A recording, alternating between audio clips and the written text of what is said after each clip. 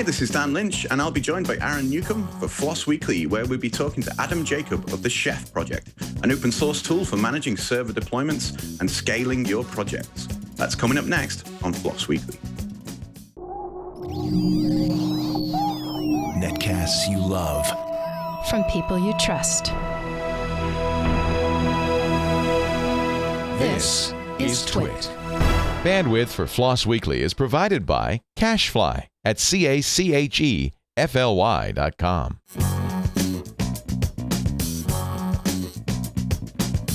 This is FLOSS Weekly number 219, recorded July 25th, 2012. Chef.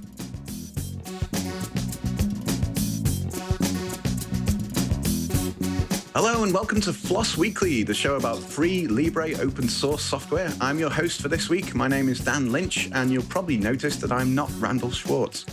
He's away at the moment, but he's left us in charge, and I'm sure we have to make sure we look after the show and deliver it back to him in good condition when he comes back. So I'm joined today by a wonderful co-host in the shape of Aaron Newcomb. Aaron, how are you doing? Good to be back on, and good to see you again. It's been a while since we've been on together, Dan. It is, yeah, and I've got to confess that I made you get up really early in the morning, didn't I, to do this? So thank you very much for coming on early in the morning, and you're dialing in from home as well. So you're really making an effort, so I appreciate it. Yeah, well, I had a busy day today, and the show being moved back to 8:30. It is a little bit more difficult, but it's not impossible. And through the wonders of technology, I'm here in the flesh or in the bits. I don't know. In the bits, yeah. Cool. So, we've got a fascinating guest today. We're going to be joined by Adam Jacob, who is from the Chef project. And Chef is an open source tool for deploying and managing servers and scaling your applications and all that kind of stuff. And he's going to tell us all the nitty gritty on that. A very popular project. So have you looked at Chef at all, Aaron? I'm not real familiar with it. So I've got a lot of questions. I'm kind of anxious to talk to him. I've looked at other similar tools, and I've worked in environments where we've used similar tools to manage very large infrastructures. So yeah, I've got a lot of questions. It'll be interesting to see how Chef works in regards to managing so many different servers and applications. Cool. And as you say, there are lots of, like a lot of these open source solutions, there are a lot of competing products out there. So it'll be interesting to ask Adam what he thinks of some of the other competitors out there. Okay, so right now we're going to go on ahead and bring on our guest, Adam Jacob of the Chef project. Adam, can you hear us? I can. Welcome to the show. And where are you calling us from? I'm calling from OpsCode headquarters in Seattle. Ah, Seattle. Okay, so you're not too far north of the TWiT HQ. I'm a little further away on the other side of the pond. I think Aaron's a bit closer as well. So we're here today to talk about Chef, which I'm sure a lot of people watching this show and listening to the show will already be aware of. But just for the few who aren't, can you give us a little overview of what Chef is and what it does? Sure. So Chef is a systems management framework where you basically declaratively describe in code how you want the infrastructure to be configured. And then Chef knows how to take that description and combine it with data about your infrastructure. So for example, what is my database master and what web servers should be behind a load balancer, and use that to configure your infrastructure for you. So if you kind of use it to its fullest extent, what you wind up with is the ability to take just the Chef information plus a database backup or whatever state you have for your application, and bare metal hardware or the cloud, and rebuild your business from scratch. And that is really kind of the shortest nutshell for Chef. And behind that is a ton of detail, but that's like the super high level answer. Okay, well, we can get into the detail as we go on. I'm curious, how did the project come around, and what kind of problem were you solving, and what was the kind of history behind it? Sure. So, my background is as a systems administrator. My title now is Chief Customer Officer, which is the title you give to the systems administrator who writes a product that then becomes a company. Because you can't just say systems administrator anymore, apparently. And in particular, I worked for these companies that basically did a lot of mergers and acquisitions. So they would, every quarter or something, they would buy a new company, and they would pick a vertical like advertising, and they would buy, like 5, 6, and 7, or 6, 7, and 8 in the market. And then our job was to figure out how to sort of combine all that stuff together into a single manageable infrastructure. And I did that for, I don't know, a decade. And one thing that happened in doing that is you wound up seeing a lot of different infrastructure, right? I had no control over the applications we were managing. Most of the time, the people who wrote them weren't even around anymore, right? And our job was just to figure out how to get them to run and keep them up and keep them moving. So we got pretty good at building sort of that weird glue code that kind of gives you a fairly flexible base for running any kind of strange thing that somebody can concoct. At some point, I got kind of tired of that. It was about 5 years ago, and called up a friend of mine and started a consulting company where you could pay us, 50 or 60 grand, and we would build you a fully automated infrastructure.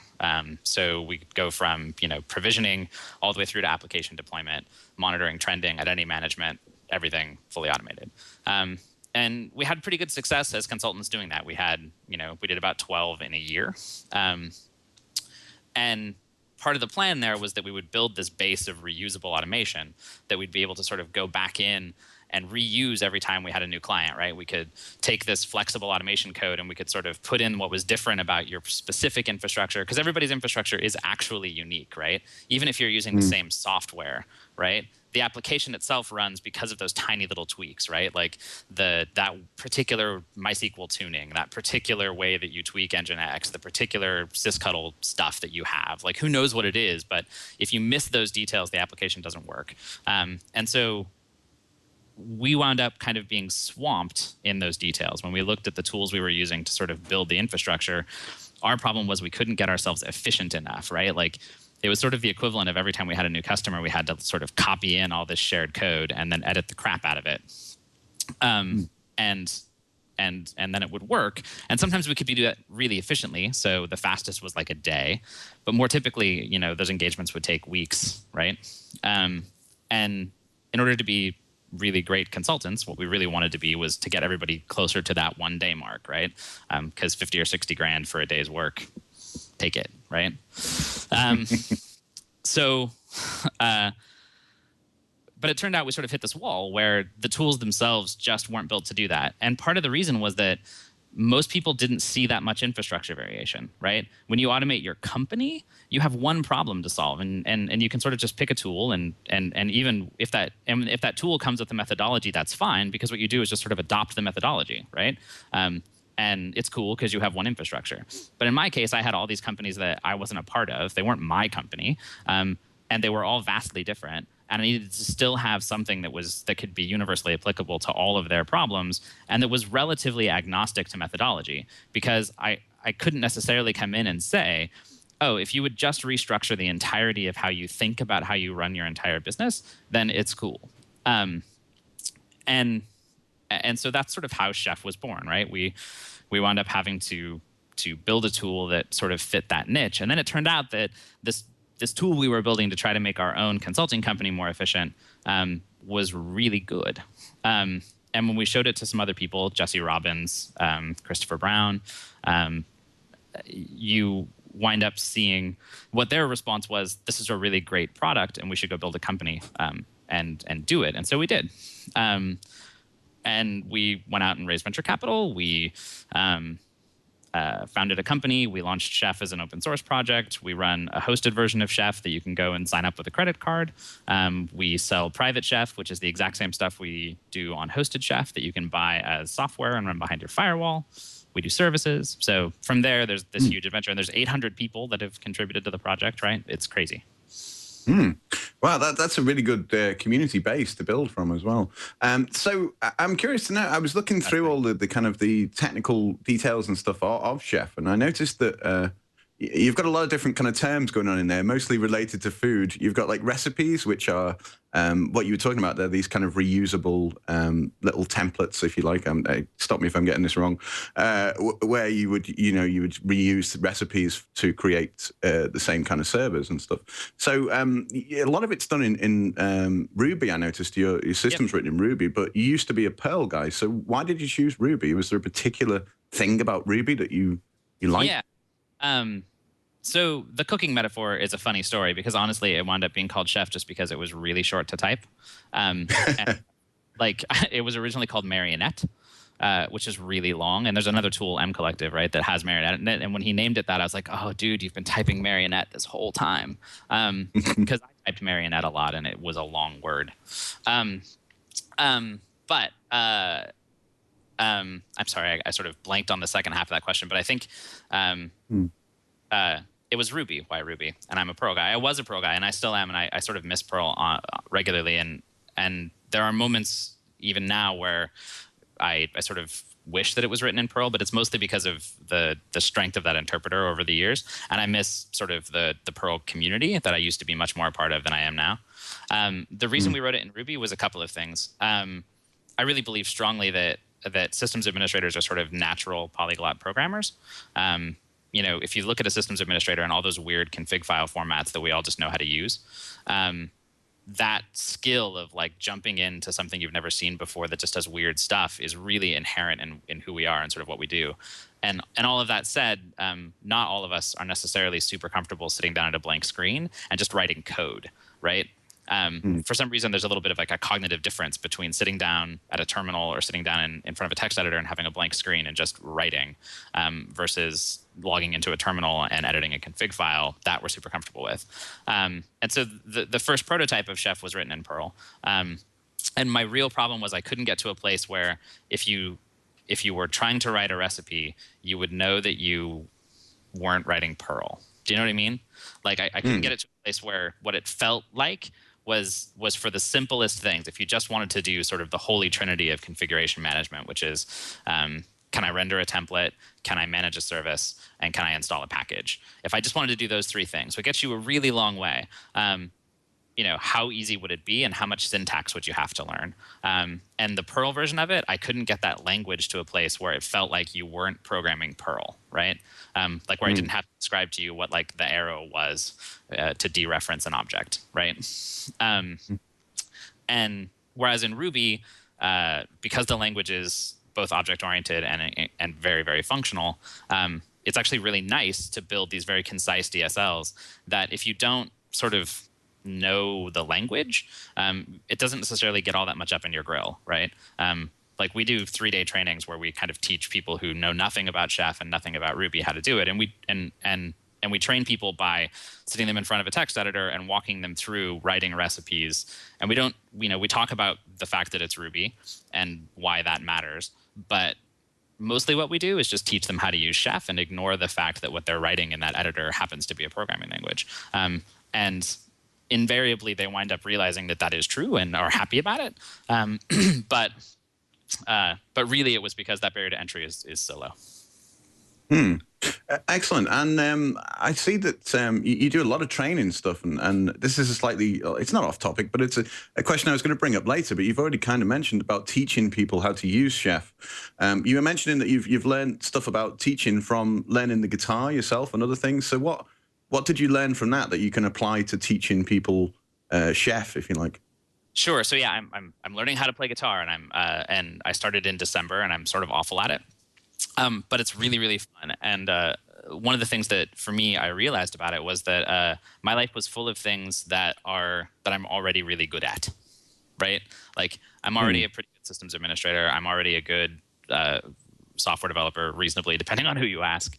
And a whole lot of other parts of my life are things that I'm already really good at. And the guitar is a thing that I am most definitely not good at, and that sort of has this learning curve that is actually kind of hard up front. Like there's a lot you have to get out before you could just like sit down and write a song or those sorts of things. And also that process of learning it, there's no shortcut. Like there's no book you can buy that's like the fast way to learn guitar, where it's really any faster than any other way, right? Like so many people who are great at guitar, almost universally, like they learned guitar by picking up a guitar and just not stopping playing the guitar until they were, Eddie Van Halen, right? And when I was kind of reflecting on systems administration, like one conversation that happens a lot is that it's very hard to train new systems administrators because there's no curriculum, there's no college degree, there's no thing you really do. Like you sort of are or you aren't, and you kind of come into it almost universally by practice.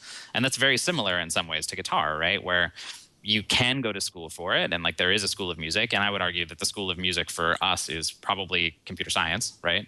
Could also come into from a very different direction, which is the direction I came from, which was I just did it. I just learned how to do it, right? Like I just didn't stop breaking stuff until I knew how it worked. And once that sort of happened, when we started talking about how we wanted to train people, we shifted our focus from trying to kind of shoot people all the way to the end. And instead we're like, okay, let's see if we can condense the learning curve of learning all of those fundamentals. Like, how do you use a text editor as a professional programmer? Like, it's funny, but lots of systems administrators don't use a text editor. Lots of people in general don't use text editors like programmers do, right? Programmers live in text editors. They love them. They become this thing that's like an extension of who they are. And if you're going to spend all day using Chef, one of the transitions that happens for you is you start programming your infrastructure. Like, you're spending all day writing code that changes the way that thousands of servers operate. And that means that you need to, learn to use tools like they do, because they learned those, they built those tools for a reason, which is that it sucks to do it the other way. And so that process of teaching people and getting them comfortable with the fact that, it's going to be a little hard at first. And there isn't really a shortcut. And that if I try to give you a shortcut, like, what I will do is make you happy in this class for a second. You know what I mean? Like, you might leave the class feeling like you did a lot, but you won't leave the class being able to go back to your desk and be productive. And that's really where the focus needs to be when we talk about like teaching people how to build infrastructure automation or anything else. Zed Shaw has the learn Python the hard way or learn C the hard way, and I think Zed's right, basically, that there is no shortcut to opening up an editor and typing and learning how to do it, and it's just hard. When you do take shortcuts, I mean, sometimes there's shortcuts, but when you do take shortcuts, you end up not learning as much. Yep. You learn how to edit. Like, for example, when I first started Perl, I learned by taking other people's Perl scripts and changing things, which was okay. It's okay to mess around like that, but I didn't really learn, like, what does this function do? What does this thing do? Why isn't this working? Like, I had no idea if I changed something and I screwed it up. I had no idea why I screwed it up. And then what I did was I went back and started with Hello World and started from there and kind of took it. It was a harder path to follow, but in the end, I learned a lot more that way. So it was, I kind of agree with your thinking there. I think you're on the right track for this. In the end, I think what you're going to get is a lot better, users that are more proficient and, can kind of take care of things themselves a little bit better. I think you're right. I wanted to ask you, before we get too far into the infrastructure and details here, I kind of wanted to ask you, what's the relationship, first of all, between ops code and Chef? Sure. So I wrote Chef, at least the first bit of it, right? And then like I said earlier, hundreds of people have contributed to it since then. Right. But ops code is the company we founded to kind of help Chef grow and to build a business on top of it. And so we always knew from the beginning that what we were building was an open source product that we were also going to build a company on, right? So the relationship between that, basically, Chef is open source under the Apache license. We chose the license because we really intentionally wanted to build a community of practice around Chef that saw ops code not necessarily as giving a gift. Like, sometimes you talk about open source and in business, and you hear people talk about it as if the business is giving something away. Do you know what I mean? Like it's largesse, right? And I think that's really wrong. It's not largesse. Ops code has put effort and money and time into building Chef, but the amount of effort and time and money and people that have gone into contributing to Chef are absolutely as much or more valuable than whatever it is we have put into making Chef as a product. And the value of that and the value of that interplay in those communities is incredibly important. And so one side effect of that is that if we really wanted to build that community of equals, if we wanted to build a community where, Opscode does have a bunch of resources and we put them into Chef, but we also needed to make it possible that anybody else who joined that community had to be able to rebuild ops code if they wanted to, right? Now, if I remain a good steward of the project, I hope that if somebody was to do that, my community would be like, oh, that's sort of a dick move, right? But that's really the only, that's the protection, right? And so the side effect of that is we have built this really burgeoning community where, there's lots of commercial entities that use Chef, that embed Chef in their products. And part of why that happens is that ops code kind of doesn't take this tack that we've kind of come down from the mountain, like giving a gift to other people that just happens to be licensed in a free way. Instead, what we've actually been doing and really believe is that there is this community of equals that is built on this community of practice where, hey, if Chef is a thing that moves you, it's us, and we should work together to make it better. And so the relationship between Opscode and Chef is Opscode is the entity that has primarily funded a lot of the development, continues to do so. We also monetize Chef in the same way that lots of other companies also monetize Chef. And that's the story. And you go ahead and explain that. That was going to be my next question. You monetize primarily by offering support? Well, so we actually offer a couple of different things, right? So we have a thing called Hosted Chef. So what Hosted Chef does is let you go to Opscode and sign up you can sign up for a free trial and manage 5 nodes for free. And so you get all the benefit of having a Chef server. You also get role-based access control, and it's fully multi-tenant and a bunch of other stuff. And those things are all in Hosted Chef. We also have a private version of Chef that is the same code base as Hosted Chef that we sell as commercial software that you can install behind your firewall. And there's, of course, open source Chef. And sort of the social contract there is that Opscode is committed to always having an open source server that the client can use. So if there's something the client needs to be able to do in order to do its job, we'll have an open source reference implementation that you can use for free. So what are the other differences, though, between the open source versions and the hosted or the private versions? Are there any differences? We've talked to a lot of companies that say, hey, we're open source, but we're holding back this bit or we're holding back that bit. Do you guys hold stuff back, or do you just throw it all over the fence? Sure, we hold some stuff back. So in particular, sort of the evolution of the company, right, was that our initial plan was that we were going to run Hosted Chef. And it turned out that when we started talking we got a lot more interest from a lot larger companies than we sort of expected. And so much sooner. And so Private Chef was sort of born. But at the end of the day, what the other real points of differentiation primarily at this point are really around we offer support on Private Chef. The way that it's packaged up is a little different. So basically the installation of the system includes things like high availability and a few other things. There's nothing stopping you from building a highly available open source Chef server. We just don't package it up so that it's super easy to do, although we wouldn't deny a patch that made it so. Does that make sense? Yeah, I think so. And we sell support on it. Sort of as we move forward, there'll probably be more and more features that wind up in Hosted Chef or wind up in Private Chef.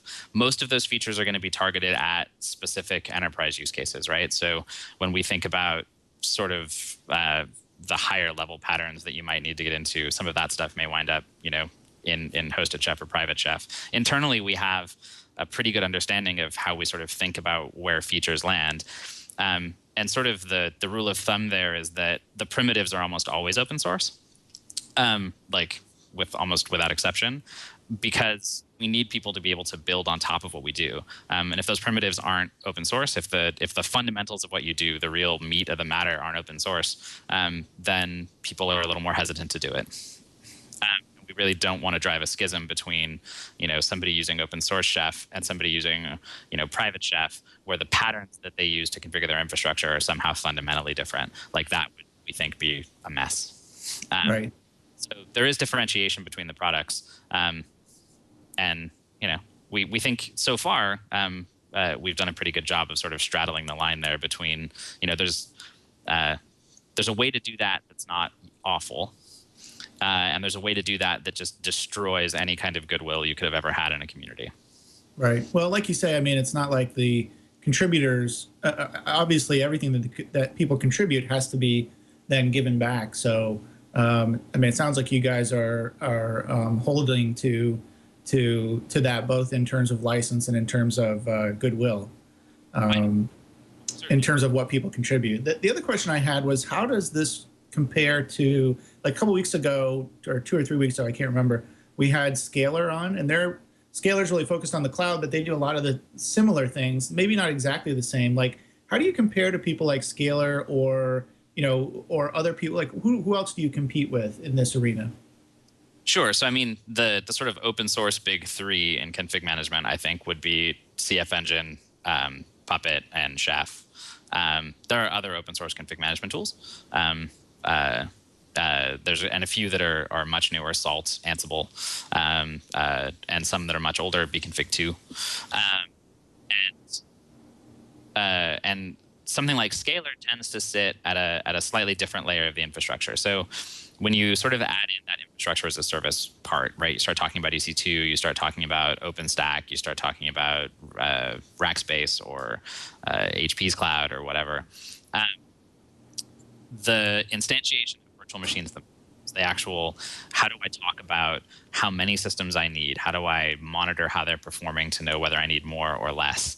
That sort of orchestrative layer, that's sort of the meta descriptor for how the infrastructure gets built, is really where Scalar lives, right? And it's also where companies like RightScale and Stratus, right? There's an entire kind of tier of companies that sort of live at that layer, where what they really do is provide that glue for describing at the meta level what an infrastructure looks like when it's being run through these infrastructure as a service components, as opposed to Chef, which is a kind of at a layer beneath that, right? Where we tend to think about the world as, how do I actually get this complicated infrastructure to be properly built and configured? It's not just how do I spin up a VM, it's what happens inside the VM and how does that get managed as time moves forward. So the relationship between something like Chef and something like Scalar or RightScalar and Stratus is very symbiotic, right? And those relationships tend to form really tightly closed loops where, something like Scalar is spinning up systems, it's sending data into Chef. Chef is doing a lot of the work under the hood to build the operating system, to configure applications, right? And what sort of pops out the other side is a working infrastructure. I think when you look at sort of the big three in configuration management, at the layer of a single system, when you just are thinking about, okay, I've got this one server and I want to get it configured appropriately, they basically look the same. Like when you think about primitives of, like, can I install a package and make sure it's always at this version? Can I make sure this file has the right contents? Can I, add a user, right? The answers to those things are almost always yes. And what varies between them is the details of syntax. And depending on how nerdy you are about syntax and config management, some of those disagreements can really matter to you, right? But for most people, they're functionally equivalent. It's when you start getting larger than single systems and you start thinking about, how does this grow and change over time? How do the patterns that I build, how reusable are they? How scalable are they? Both from an architectural standpoint, but also from a mental standpoint, right? How much of the infrastructure, how much of the code can I hold in my head, and how do I reason about it? In those places, they become vastly different, without going into like deep technical detail. But like at the meta level, that's really where they start to be different from one another. So it sounds like, depending on what your needs are, there might be, you may go with a different tool, depending on what your specific implementation is. In other words, Puppet may be better at certain things, and you guys may be better at certain things. Hopefully somebody's I'm sure everyone's competing to be better at everything, but is that accurate? Is that correct? Is that what you're saying?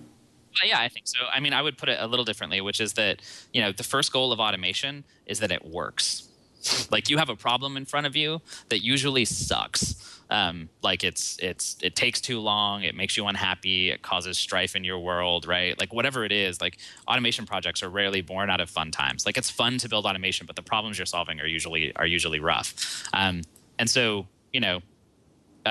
culturally, the healthy attitude to take is, look, dude, I don't care if you use one of our frameworks. I mean, I obviously care, and I think you should use Chef. But at the same time, if you sit down and write code in any language, and what it does is solve your problem, you have achieved success in a way that is important and I think needs to be celebrated.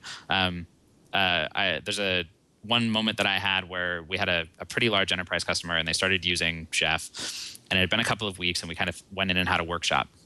And I sat down, and there was like 20 people in the room, and this one guy in particular was super excited. He was like, "Oh man, I really love Chef. It was so cool. I automated all the deployment of this application out to all these Windows servers with Chef. Can I show it to you?" And I was like, "Hell yeah, I totally want to see that." So he pulls it up, and what it was like 3,000 lines of Ruby in a single recipe, pure Ruby, not a single lick of Chef was inside that thing. So basically, he had just written, a script that he was pushing out with Chef and running.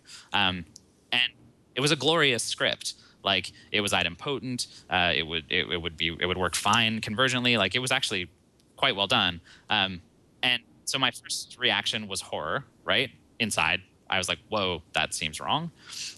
But then it was followed by, that's awesome. Like, check out how stoked you are, and check out how you've actually been deploying to production with that thing for weeks now. And it took you a couple of days and you loved it. And then I was like, okay, that's awesome. Check out how cool that was. I bet we can do the same thing and make it way shorter by actually using Chef. And so we spent the next 20 minutes refactoring that script so that it used primitives in Chef, and it was much shorter. It was maybe a couple hundred lines long at the end.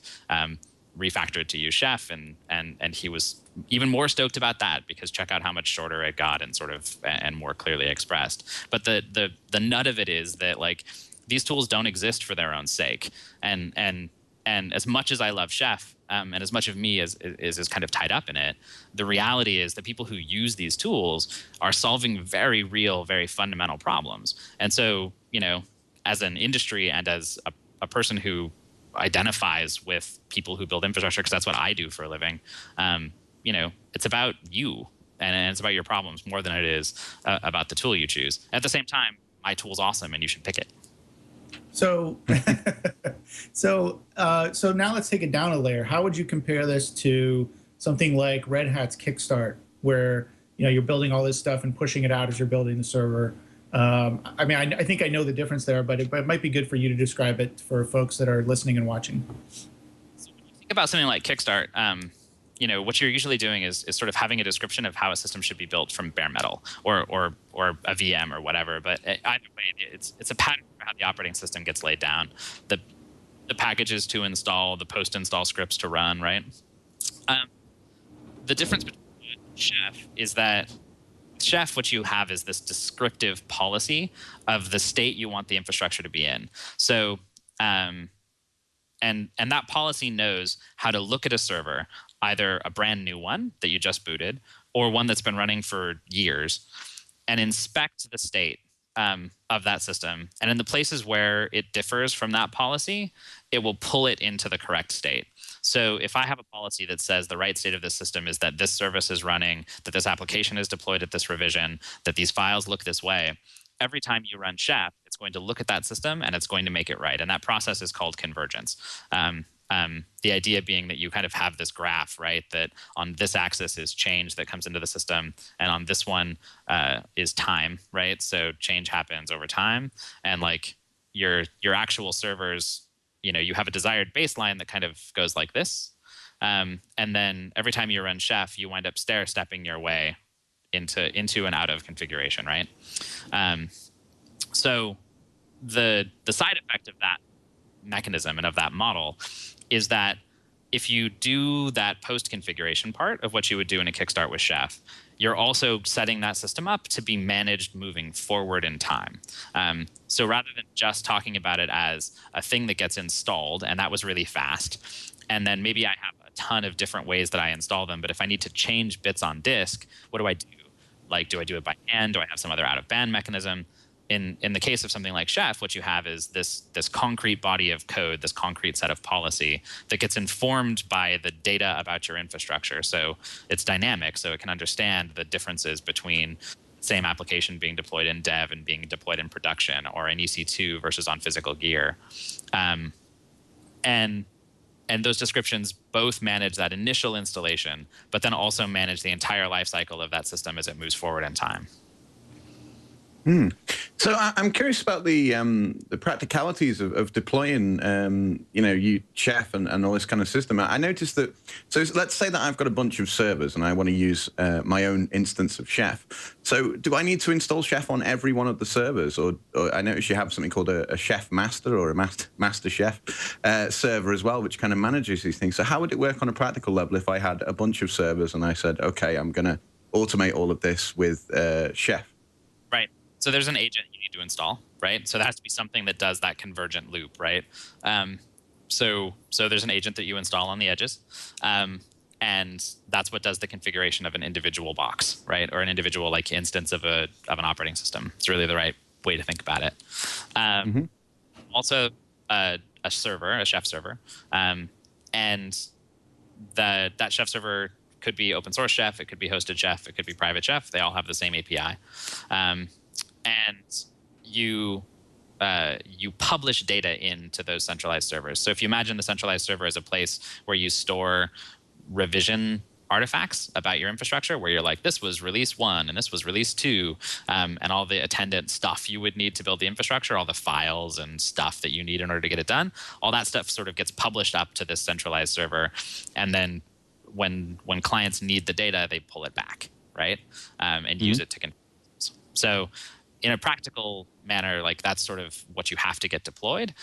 There's a bunch of pieces of Chef that sort of help you do that. So we have a command line tool called Knife, which is where most people who work with Chef spend most of their day, is sort of writing code and using Knife. One of the functions Knife has is bootstrapping. And so you can say Knife bootstrap a big list of servers, and what it'll do is just log into all of those servers, install Chef, and configure it.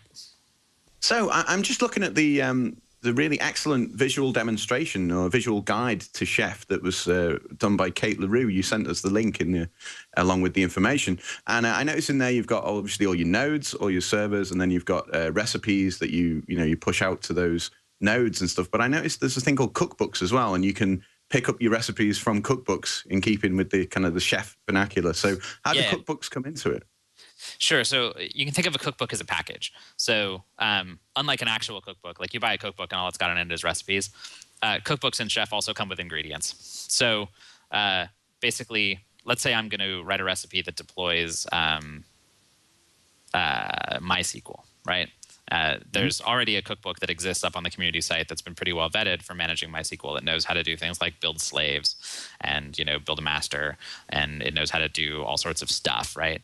And in order to do that, it has a lot of assets that need to go along with it. That's not just the recipe, right? It has templates it needs to render. It may have files it needs to transfer.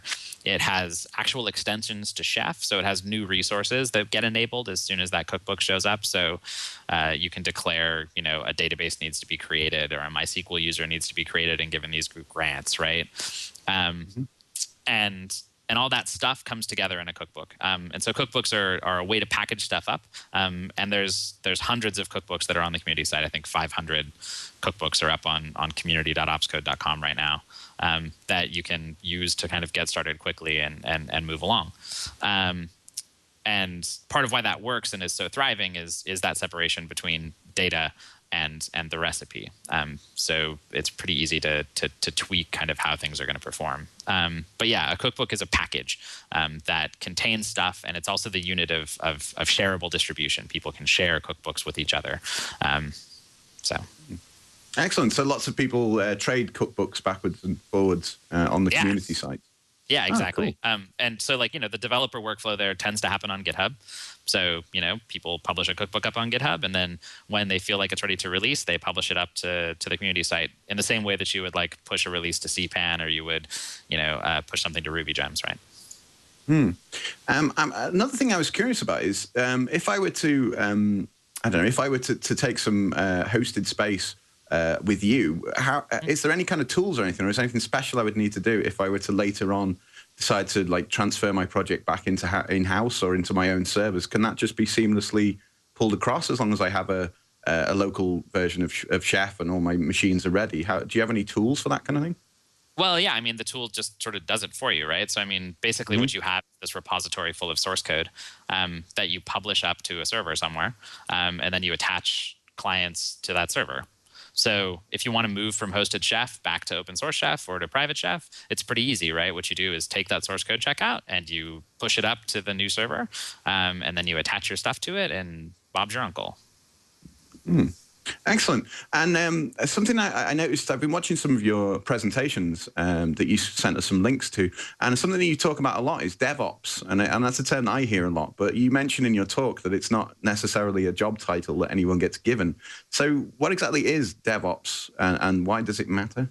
So DevOps is a cultural and professional movement, in the same way that like hip hop is a musical and cultural movement, right? And you can't hire a hip hop because you can't hire a culture, right? I can hire an MC because MCs know about hip hop and they know how to do it, but that's very different than hiring hip hop. DevOps is the same, in that, you know, what it really is to me is the sort of final distillation of the lessons we learned as systems administrators growing into web operations.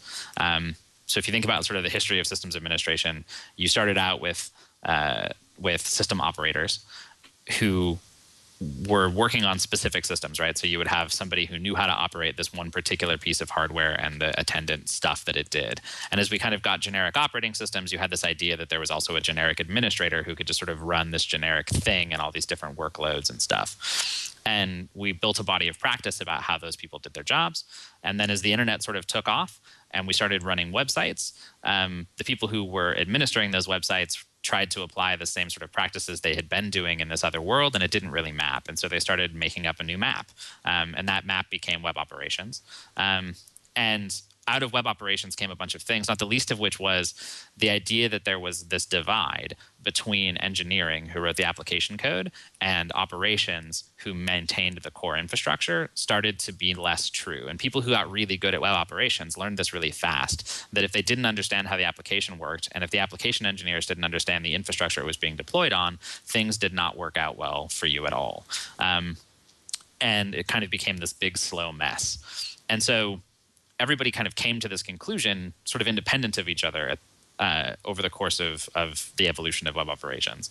And that idea that what you need to have is this open relationship where there isn't a lot of division between engineering, software development, and operations. That's really what DevOps is. And at its core, it really just means, like, do you go to lunch every day with software developers, right?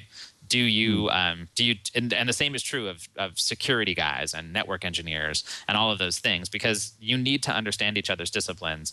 At the very least, you need to understand each other, so that when you're thinking about how to get things done for the business, you're not necessarily thinking about how to protect yourself, right? I'm not thinking, how do I keep the awful software developers from waking me up every night and making me get a divorce because they can't deploy code that works, which causes you to build all these gates into them shipping code, right? And also hurts the business. How do you instead start having conversations with each other as human beings about, like, what to do and how to be? And so to me, DevOps is not a job description. I don't think you can hire a DevOps.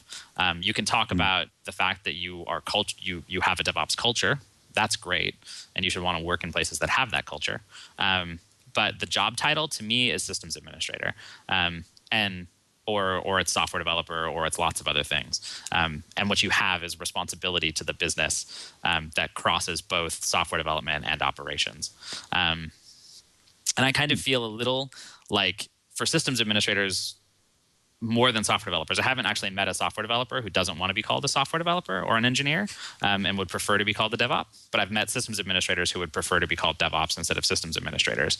And I think it's because in my career, I've certainly seen this, that there is a second-class citizen status sometimes inferred by being a systems administrator, where if what you do is primarily operations, you're somehow less smart or less capable or less valuable than a software developer. And I just think that that's just a pernicious lie that we've just eaten for a long time. And so that need to have a new job title, I think, often comes from this sort of gross place within us as a culture. Yeah, you're right. I think traditionally there's a lot of this kind of those guys do that job, we do this job, and never the twain shall meet. Which is not great for production. No. So I wanted to ask you about something that you've mentioned quite a lot actually, and I have to rephrase it because here on TWiT we can't say the actual the question as I had it, but yeah. So hopefully you'll still understand me. So what is the no butthead rule? And how does it apply? Okay. Can I answer by breaking the rules on TWiT TV? I don't. Well, we'd rather you didn't, but, but I don't know. I'll try not to repeat it a lot, but it's important. Okay. And I'll explain why it's important. It's important because everybody knows what it means. And when you say the no butthead rule, there is room for squiggling about who is a butthead and who is not. And so it's a no asshole rule. So you can bleep it if you need to. And the reason you use that word is because everybody knows who that is. And I think that another thing I think about in the industry, and I think it's true, is that we as a culture, we have a history of sort of celebrating smart bastards. Like the Bastard Operator from Hell is a good example of that. And it's funny, so don't get me wrong. Like I read it and I laugh. And also I don't want to work with that guy at all, right? Like that guy sounds awful as a human being. And there's a book called The No Asshole Rule that's very, very good. And it sort of describes why it is that in a workplace you need to have this rule.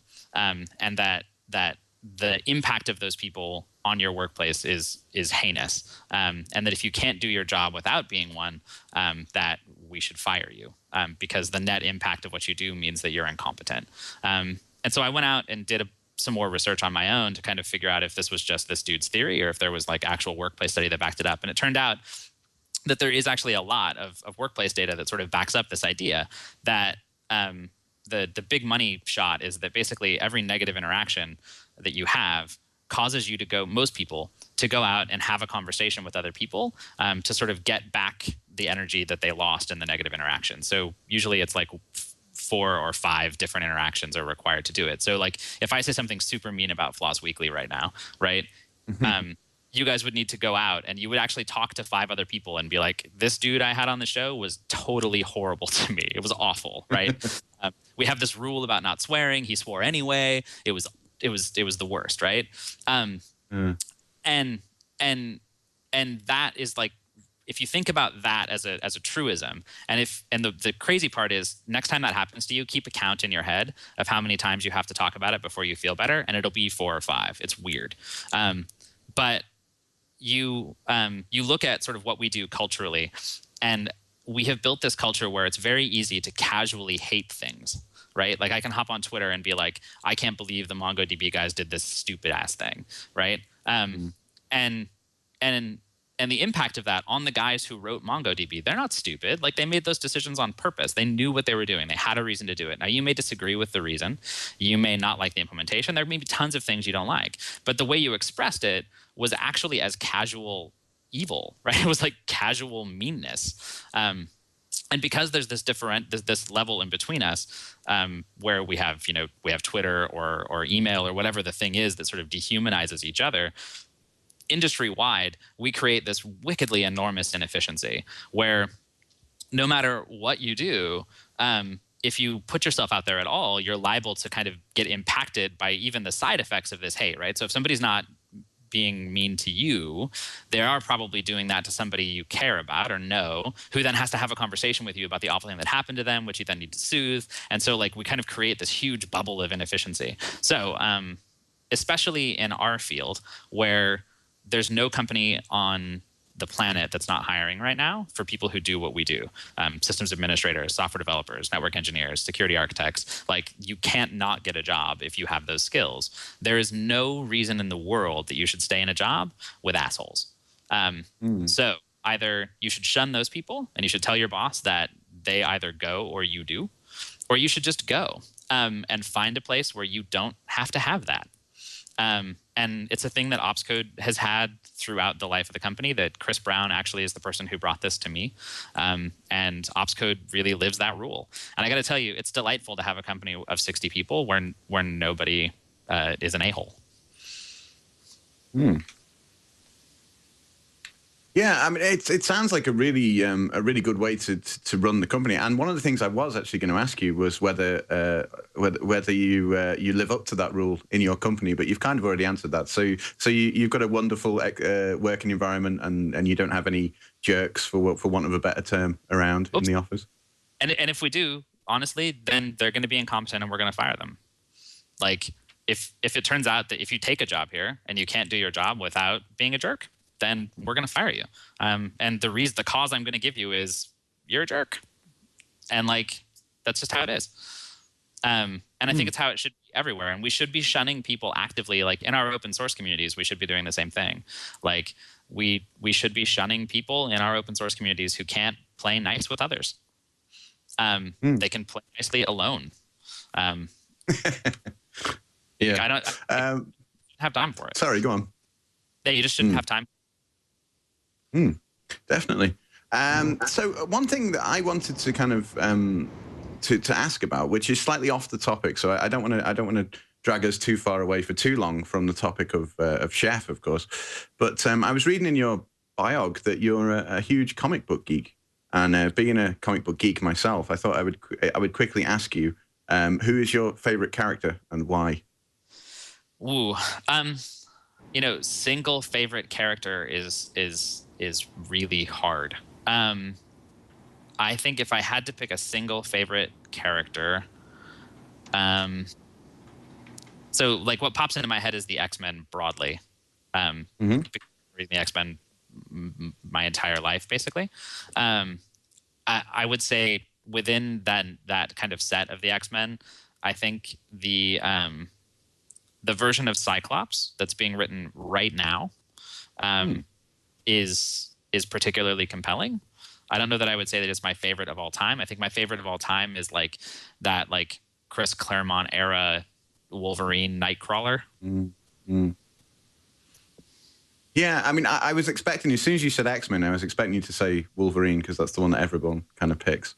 I suppose, yeah, so I didn't want to drag us too far away, but you were saying before that if you were to ever leave the current profession that you're in now, one of your dreams would be to open up a comic book store. Absolutely.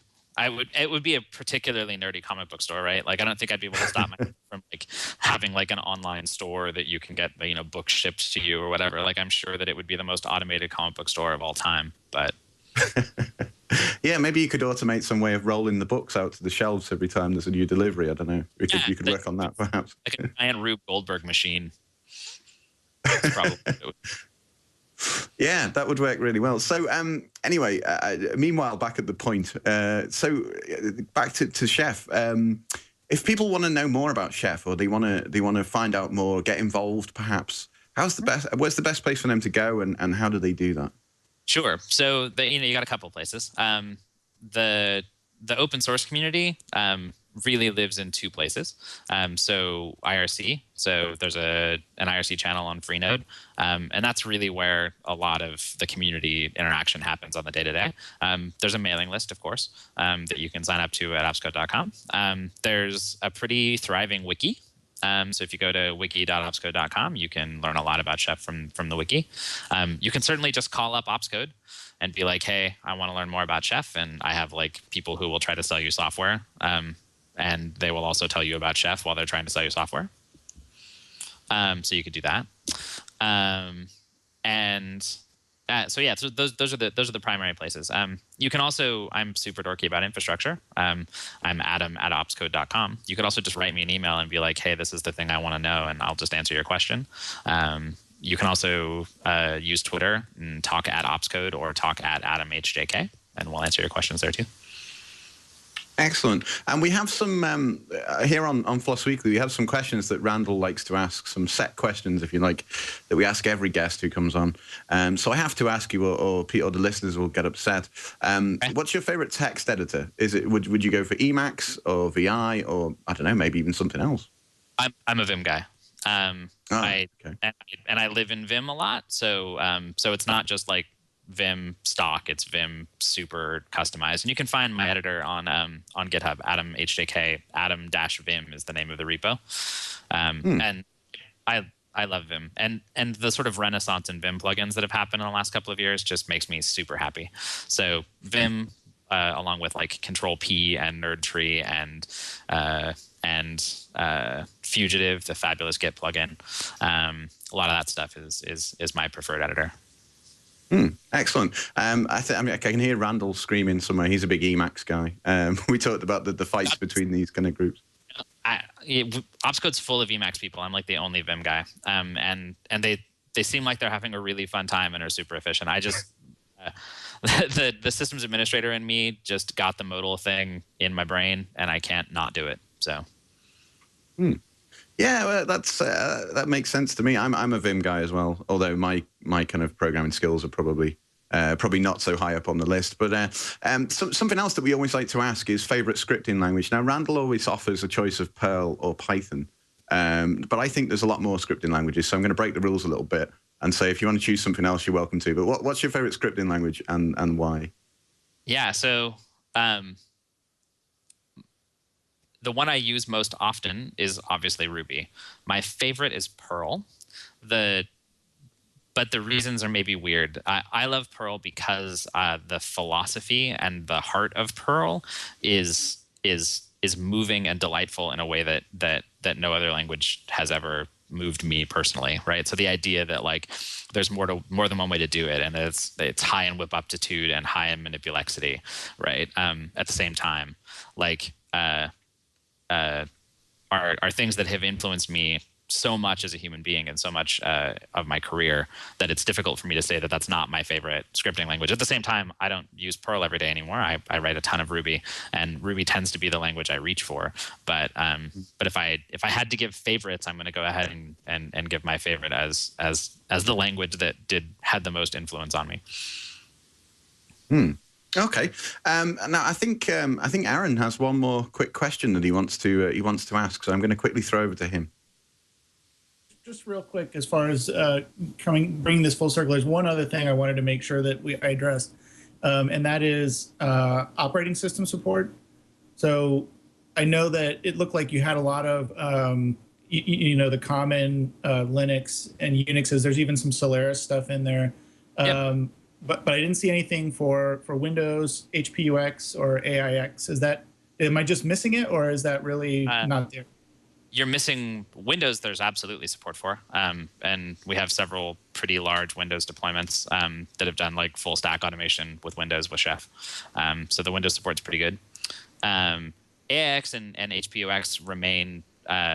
We have people who use Chef on those platforms, but they're not officially supported by us yet. That's usually that kind of platform support for us is usually driven by demand, and we are starting to see more demand for managing AIX and managing HPUX with Chef, and so that support I imagine will improve in the coming months, years, however long it takes. Cool. Excellent. So I'm afraid we're out of time. So it just remains to say thank you very much, Adam, for coming on and talking to us about Chef, and we've really enjoyed it. Thanks for joining us. Right on. Thanks, guys. It was good to see you. Bye, everybody. Thank you. Bye-bye.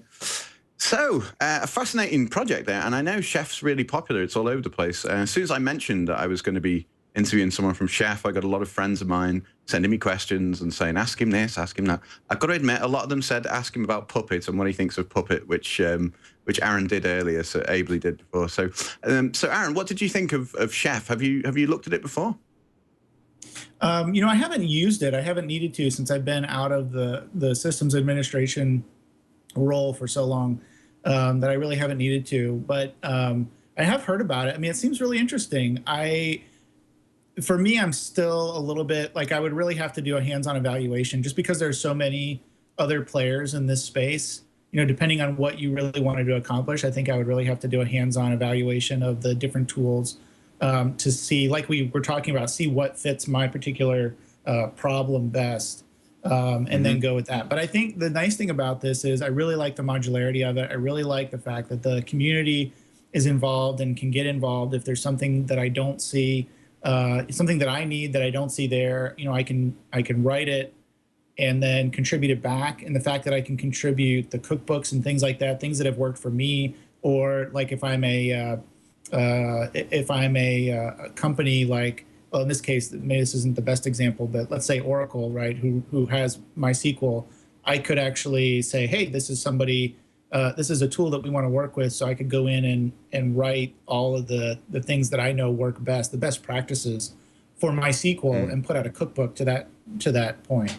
And so I really like those features. I think those are really critical because it can be very, very difficult for someone administering lots of different systems with lots of different applications running to be able to administer those effectively. And I think this type of tool goes a long way to helping with that. Yeah, it definitely does. I mean, these kind of deployments and managing large amounts of servers is really such a critical job in enterprise computing. So there's a lot of different competing tools out there, as you said, and it's always interesting to hear about the different ones. I know Chef's one of the most popular ones, but you know, others are available. But it's great to hear more about Chef. So I think we should talk about what we've got coming up on the show. Randall is away at the moment, but he will be back in a couple of weeks. So we've got some upcoming guests to talk about. Next week we've got Darren Schreiber and Carl Anderson coming in to talk about the 2600 Hertz project. And the telephone geeks amongst you will already have known that that's an enterprise telephony, open source telephony solution, as the 2600 Hertz probably indicates. So join us on the August the 1st. Oh, pardon me, I can't speak, probably August the 1st to talk about that one. We've also got the following week, we've got Giancarlo, I'm going to get this name wrong, Giancarlo Nicolai, coming in to talk about Falcon, which is a programming language, which I've just been looking up during the show to find out more about. It's an open source programming language, so he's going to come in, tell us more about that. That should be cool.